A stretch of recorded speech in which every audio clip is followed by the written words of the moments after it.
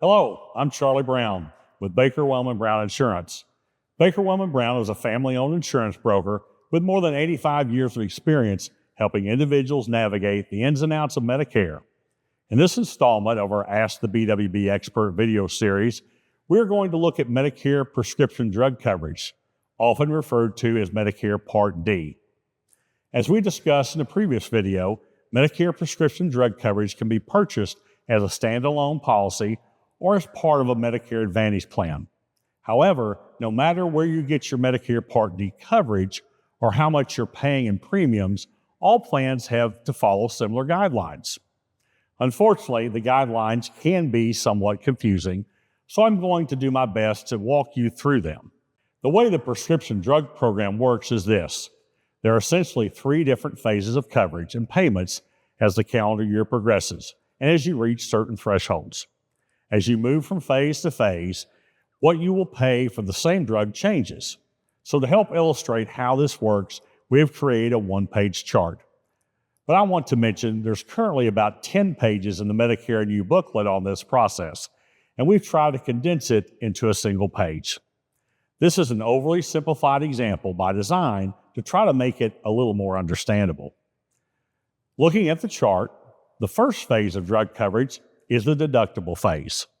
As you will see, some plans have 0 deductible, and the highest deductible for the current year is highlighted on the chart and is the standard deductible for plans, but companies may have a lower deductible or no deductible at all.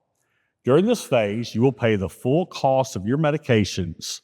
So, if you take a $300 medication, when you go to fill that medication for the first time that calendar year, you're going to pay $300 if you have the standard deductible. Most of the time, inexpensive generic medications are not subject to the deductible, but this varies by plan.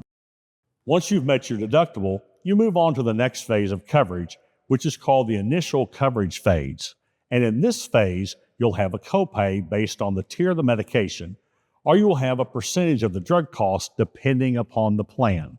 So this looks and feels a lot like most employer or individual plans, where you pay a set price for medication. Typically, that price is not the full retail price, and that copay varies from medication to medication. This phase lasts from the time that your deductible is met until the time your total drug costs reach the cost amount set for that calendar year. The last phase of Medicare Part D coverage is called the catastrophic phase.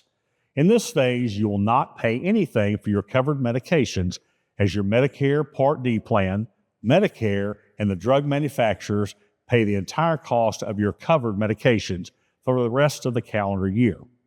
When comparing Medicare Part D plans, there are many things to consider.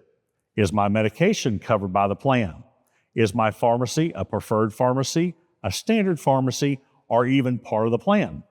I realize this is a lot to take in, but I hope you now have a better understanding of how the prescription drug Medicare Part D program works, so you can make a more informed decision.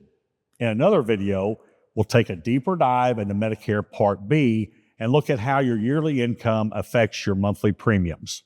As always, if you have questions or need assistance with your Medicare decisions, you can always feel free to reach out to us at Baker-Welman Brown or visit us at bwbins.com.